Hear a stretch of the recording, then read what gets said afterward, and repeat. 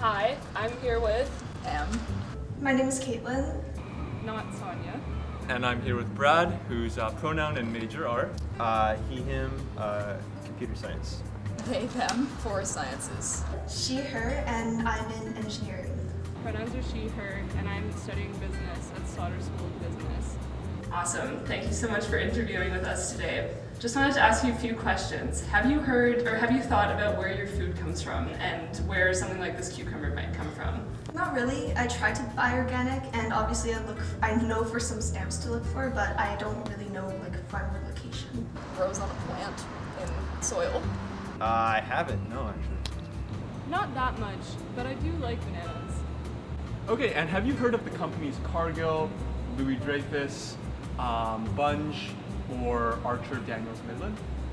I heard about Cargill, I think, with that COVID outbreak at the meat processing plant in Alberta somewhere. Let's go to though. I've heard of Cargill. Okay, awesome. And what have you heard about Cargill? All I know is they're a large agricultural company. I have not. Never heard of those, no. Maybe Louis Dreyfus. But, Awesome. What do you know about this company? honestly, nothing. I heard of it, maybe just recognize them. These four major companies, Archer Daniels Midland, Bunge, Cargill, and Louis Dreyfus, nicknamed the ABCD companies based on the first letters of their name, they play a huge role in the production and distribution and likely have made a big profit on every single food item that we buy at the grocery store. But they really remain relatively unknown to the general public, as we've seen in the interviews. We're your hosts for today, Ethan. and Sonia. And today we'll be talking about the major companies that have a 90% monopoly on agribusiness. One of the major ABCDs is Cargill, and in fact, it's the largest private company in the US, with annual revenues reaching 110 billion US dollars. It's going to be one of the major focus points of our interview. So building off of that very anonymous interviewee, as somebody who lived in Alberta for part of the pandemic, I had heard a lot about that big COVID outbreak at that meat processing plant in High River, but I never knew that it was associated with Cargill just because I never knew what Cargill was. And it's super sketchy that obviously the parent company, which was anonymous to me at that time, was pressuring their workers to come to work throughout the pandemic even when sick. But yeah, it was super interesting to me to hear that in Bio 303 that it was associated with Cargill, which I didn't know what it was. Mm-hmm. And as you can see, these companies really stay under the radar, but can be linked to some very sketchy stories. So now we know just a little bit about Cargill, we'll dive right in. So we'll start out by outlining the food supply chain and how things get from the field to the grocery stores and onto our shelves and tables. And second, we will highlight the dark side of the expansive tendencies of these companies that can cause mass deforestation. Third, we will shine some light onto the somewhat shady financial strategies used by these ABCD companies. Here's our supply chain. It starts off with production. This is more at the farm level, where livestock and crops are produced. And then we get to processing and transport. And so this is where the ABCD companies tend to operate.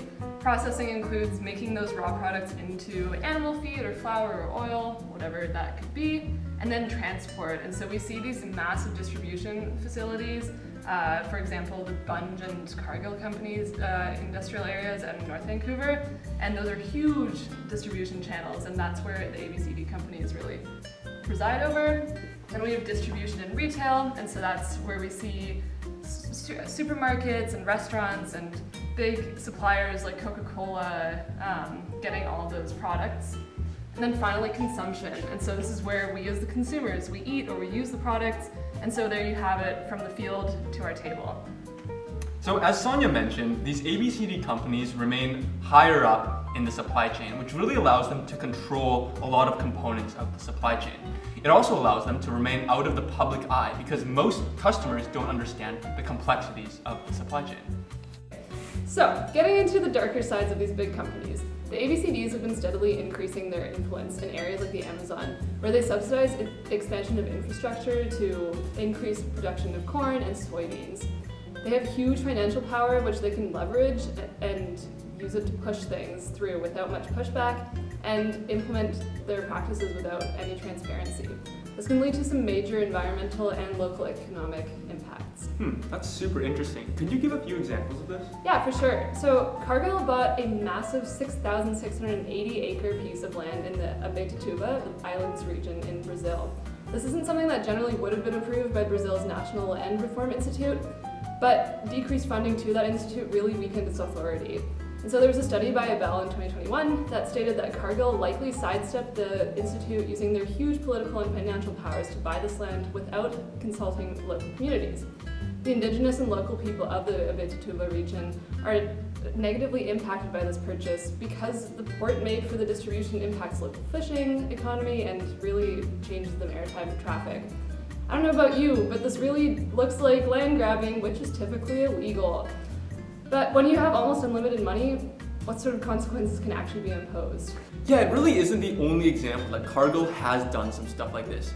Do you know why soybeans are being pushed so hard in this case? Yeah, so soy is used super widely around the world. There's a huge demand for it. We know about it in tofu and soybean oil, but interestingly enough, only a tiny percentage of the soy produced actually goes into human food.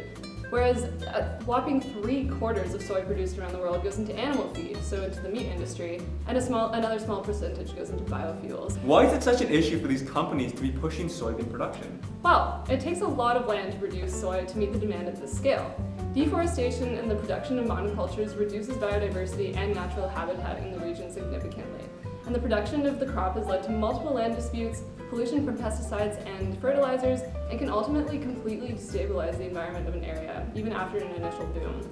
So while there are some wild maps that show the amount of deforestation in the Amazon and how it overlaps with soybean production, some of this deforestation is done illegally and does not abide by regulations. There's another area in Brazil that is impacted by this illegal deforestation called Cerrado and has been examined in a study by Ermgassen et al. In 2020. That study found that the zero commodity deforestation promises made by these companies are not at all standardized or transparent in this area. And in fact, Bunge and Cargill are currently fighting a fine for illegal clearing of 6.7 million USD. However, is that actually a significant portion of their net worth? No.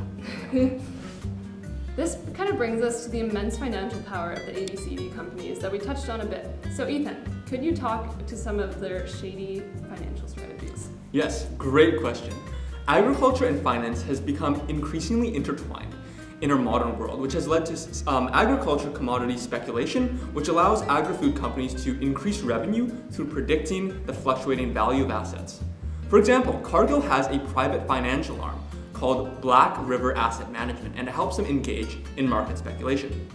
Cargill also leverages its vast global network to benefit from fluctuations in the agriculture business. For example, during uncertain times like 2006, which was the mortgage crisis, and 2008, which was the Great Recession, Cargill actually saw record high profits and power in the global agriculture system.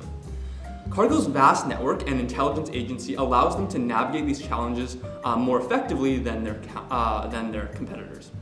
With this, Cargill is essentially acting like a financial firm, but it has the resources available from their involvement in agriculture to make informed predictions on the market.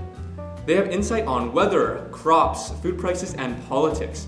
It's almost as if they're using insider knowledge to speculate, but it's not considered insider trading, which means it's fully legal and unregulated. This begs the question though, does Cargill's financial activities affect consumers? Definitely. A study by Birch and Lawrence 2009 stated that Cargill's speculative activities and financial investments cause prices and availability of food to fluctuate, which can impact consumers like us. Cargill's investments into specific food production areas can also shape the types of food that reaches consumers on the market. For example, just like our discussion of Cargill's activities in Brazil, ABCDs often make investments into their extensive supply chain, where investments into certain agricultural regions can result in increase in specific crop production, which can influence the availability of commodities locally and sometimes even globally. So, do you think this is ethical? No, definitely not. I think that what they're doing is not ethical. Financialization in the agri-food business definitely impacts consumer rights. This can mean the prioritization of company financial interests over consumer rights to product quality, price, and availability.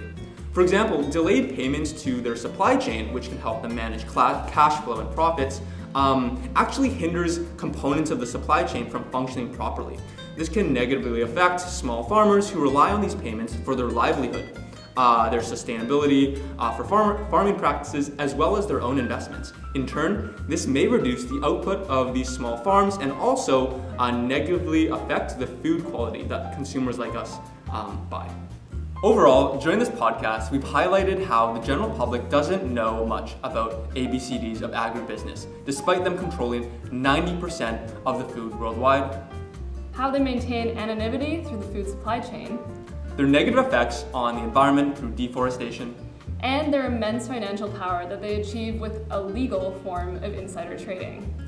Overall, the information from this podcast should help customers like you to realize the importance of awareness and advocacy in responding to the ABCD's direct impact on agribusiness. After all, they seem to have unlimited power. They have so much money that giving them a fine of $6.7 million is like if we were to be fined a cent. There's no impact on them, and they'll just make more money. And so if we really want to be able to impose regulations or enforce regulations, there needs to be some sort of actual significant retribution to these corporations. I 100% agree, and the purpose of the podcast is to help everyone learn more about the elusive nature of these major players in the agri-food business, so individuals can advocate more for transparency and ethics with these ABCDs. Again, I'm Sonia, And I'm Ethan. and thanks for joining us for this discussion on unveiling some of the huge companies that influence us every single day.